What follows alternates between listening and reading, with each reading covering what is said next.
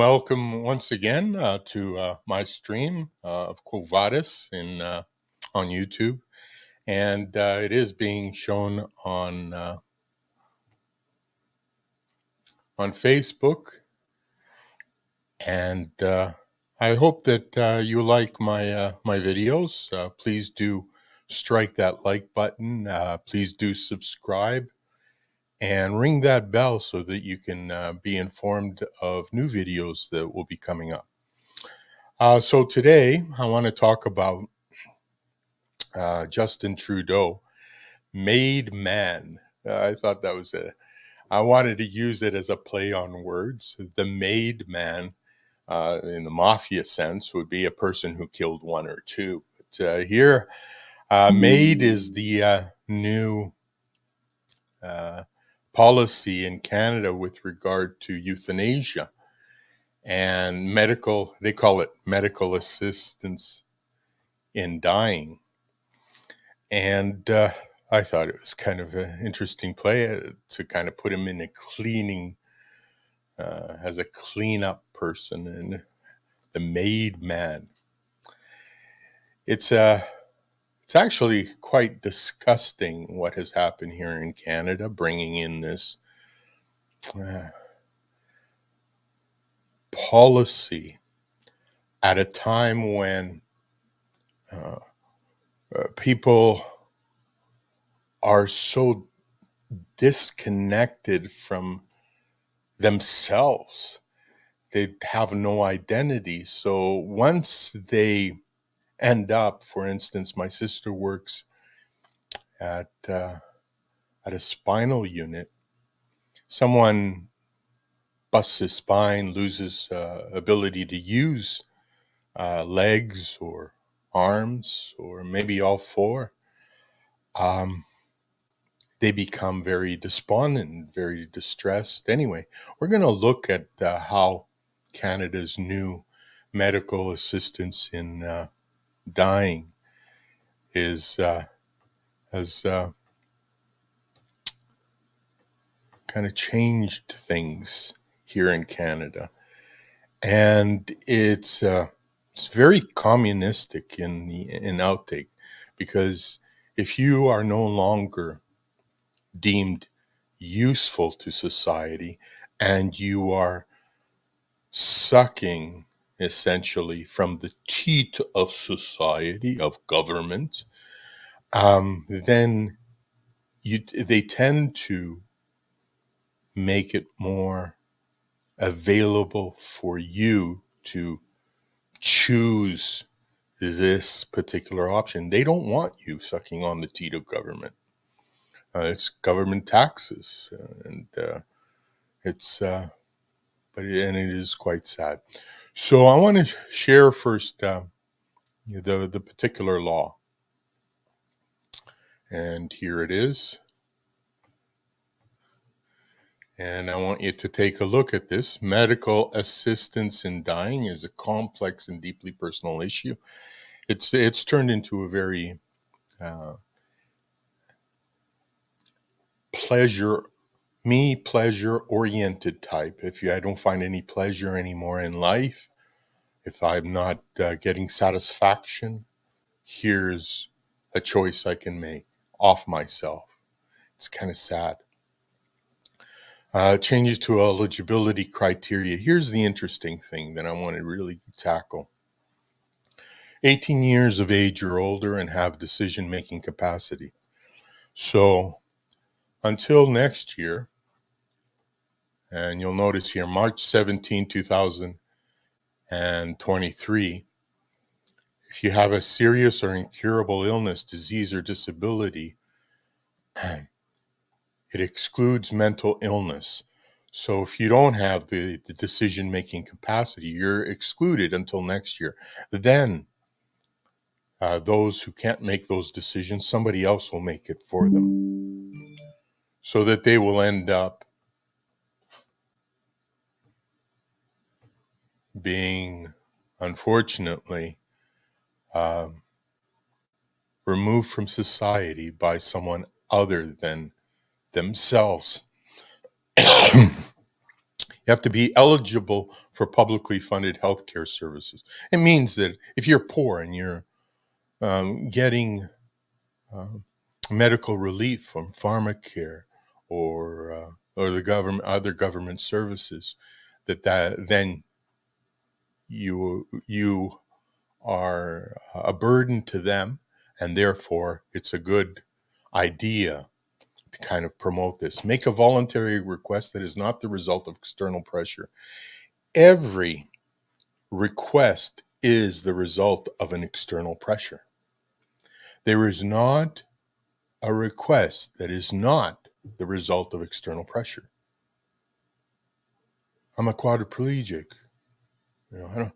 Stephen Hawking, he had a great mind, but my mind, and I don't want to be a burden to anybody else.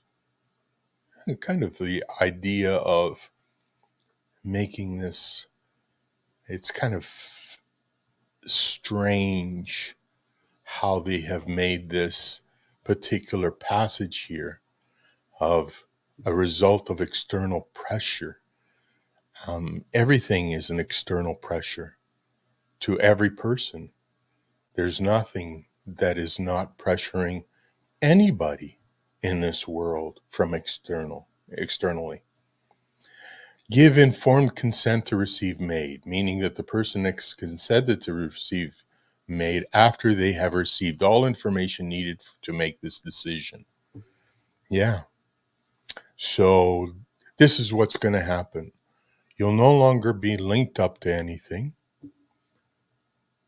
You won't have to be a burden to your family. A family that is cared for you. Yeah, you don't have to you can make sure that you are no longer receiving that expensive care from them and burdening them with it, or society itself. You have a serious incurable illness, disease, or disability, including a mental illness, until March 17, 2023. Well, as I said, my sister works as a nurse, and she works at a spinal unit. And young girl, she was swimming and dived off the diving board and landed in the water irregularly and lost the ability to use her legs. Now, a lot of people function very well, but now there is a serious disability. She can't use her legs. And she has made the choice that she would rather be dead than not be able to live. I mean, this is insane. Now, they will provide uh, social workers and such, but at this time, anybody who makes a decision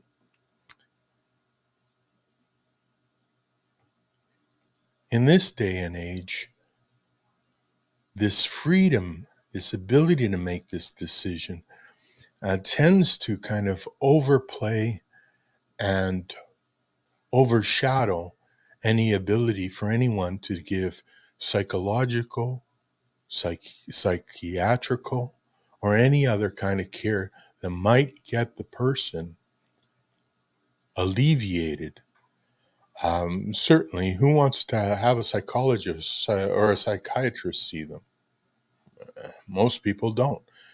But in this new age of the intelligentsia of this new world, everybody goes to university, everybody becomes um, very much a part of the social welfare net.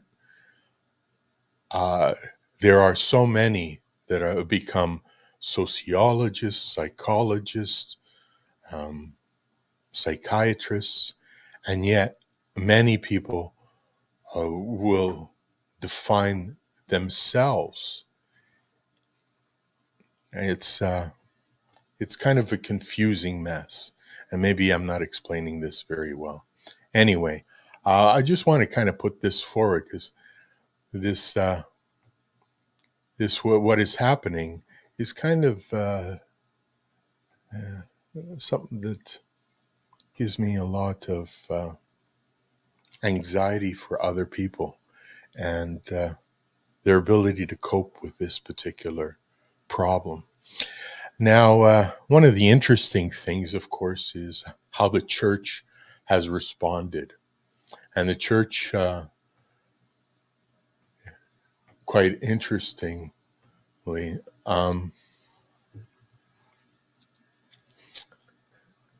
doesn't seem to have a very strong moral stance against this.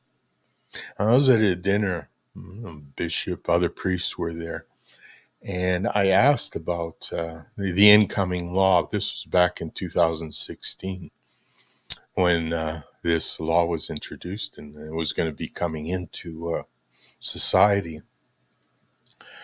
And I asked just simply, what are we going to do about this medical assistance in dying? I asked the bishop.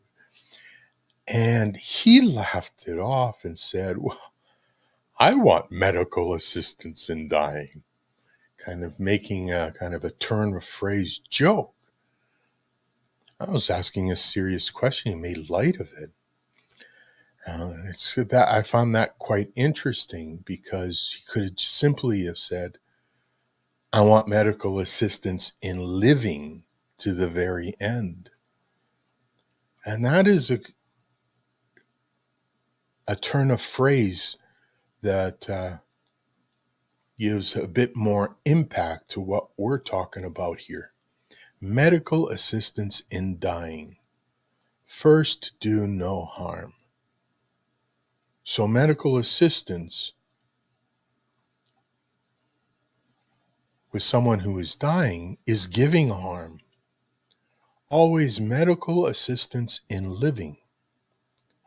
Give help, assistance.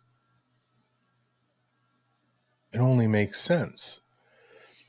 But that's not the way that it has been interpreted. Medical assistance in dying seems to be a compassionate way of caring for someone who's so distraught at being alive. Palliative care will take care of most pain. Ability to function, that's a question for the person to try and figure out how they might function with regard to the suffering that they've been given. It's a tough thing. It tends to be, and this is true of both sides,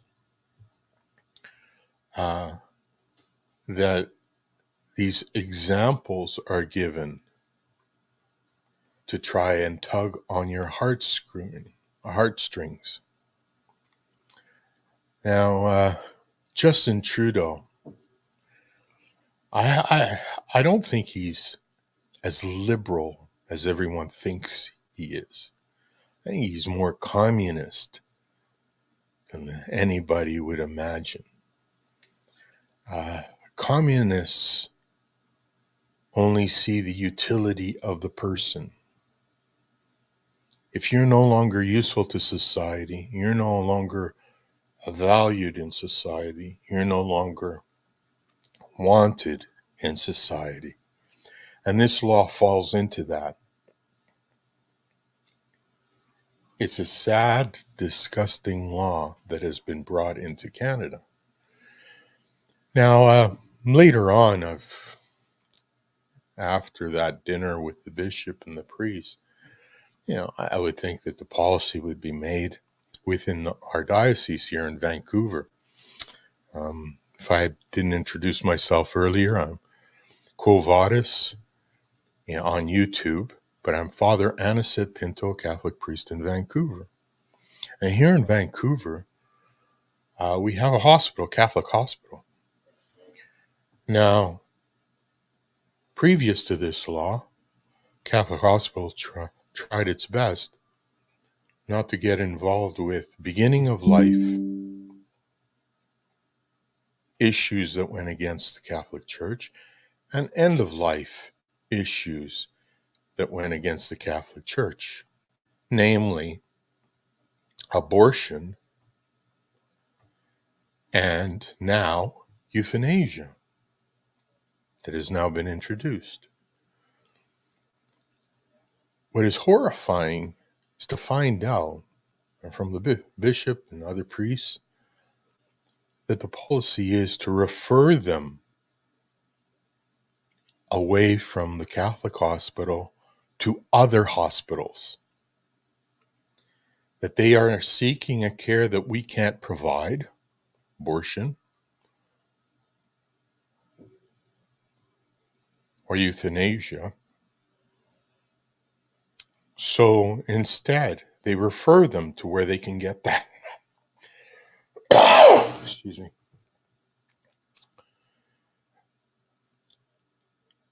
I'm not sure that that's enough distance between the Catholic Church and these particular policies of abortion and euthanasia that are now run through our governments and society.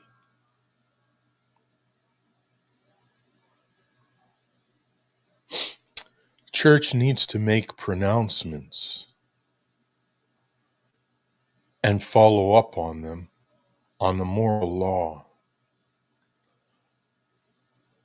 and the consequences that are happening to those that are end up being the victims of these policies in the government. Well, I kind of started a little bit funny with the Maid-Man. If you can imagine, his father's the one that brought abortion into Canada. Pierre Elliott legalized abortion, and now this one has legalized euthanasia. As far as their souls are, they're quite dark, both of them. It's quite interesting that on another conversation on what we might do if he ever appeared at any of the churches, so many priests said, oh yeah, you have to give them communion if they present themselves at the communion rail. You have to give them communion. Come on, that's what they do in the United States with Biden and Nancy Pelosi. They're absolute pro-abortionists.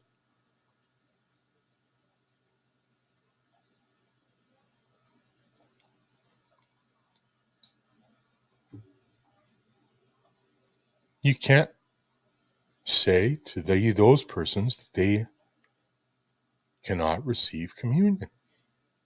And so Trudeau, if he presents himself, a lot of priests, and bishops as well, don't have a policy against it.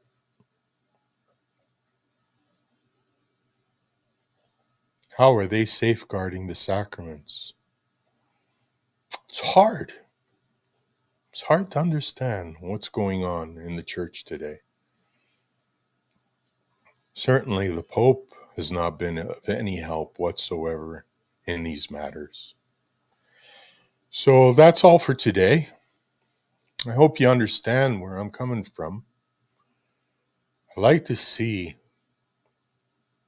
things well ordered towards the good, towards a life, towards compassionate, true compassion and care of people, and a real medical assistance in living. That's all for today. Thank you. Remember, please like this video. If you do like it, make some comments. strike the subscription. And I'd really like you to also ring that bell for notifications. Thank you very much, and we'll see you again soon. Not tomorrow, on Thursday, 10 a.m. again. Thank you very much. Bye-bye.